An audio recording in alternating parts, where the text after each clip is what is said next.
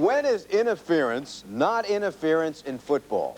All right, let's go to the videotape. Last Sunday's Giants-Redskins game. Giants ball, quarterback Phil Simms back to pass. He throws long downfield for Phil McConkey. McConkey is interfered with by Redskin defensive back Vernon Dean, and is called for interference. But after a brief conference by the officials, no interference. Here it is. There is no interference on the play. The ball was overthrown.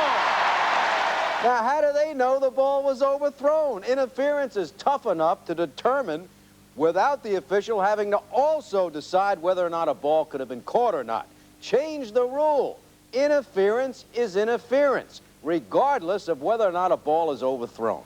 All right, baseball. One of the problems with the beanball rule is that the first violator usually is only warned, while the second guy is immediately ejected. For example, let's go to the videotape last Friday night's Tigers-Jays game.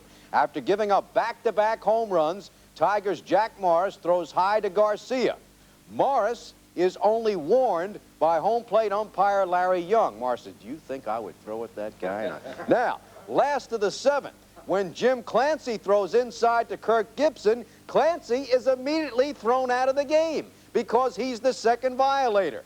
Jays manager Bobby Cox says, "Wait a minute, that's not fair. The Tigers guy is only warned, my guy is thrown out." I agree. If the umpire feels the first violation was intentional, then that guy should be thrown out, and then maybe you wouldn't have a second violation. All right, continuing our conversation with the great Mickey Mantle. I asked Mantle if it was difficult to concentrate in the outfield in games when the Yankees were way ahead in the late innings. Or the worst embarrassment I ever had in my life was in Detroit one time. I caught this ball and the bases loaded, and I thought there was 2 outs. There was only 1 out. So I'm running back in, and I get it back almost to the infield, and Billy Martin's going, give me the ball, give me the ball. And I'm saying, "What's the matter?" He said, "Heller's sliding all over Yogi."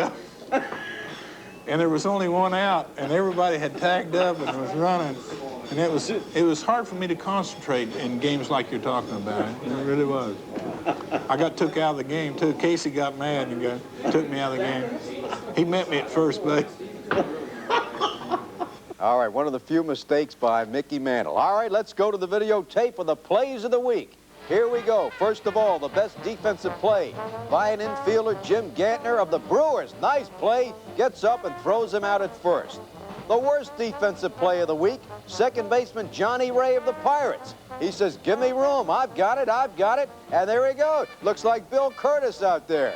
The worst catch by an outfielder, Doug Frobel of the Pirates.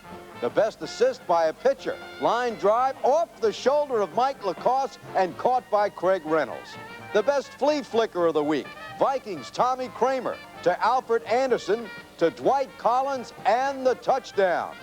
The best imitation of a hockey game in a soccer game, last week's New York Cosmos Chicago Sting game. There they go at it right there. The punch of the week, Tom Brody in the red trunks. Watch the left hook and boom, down goes Anthony Witherspoon. The fight's over in the second round.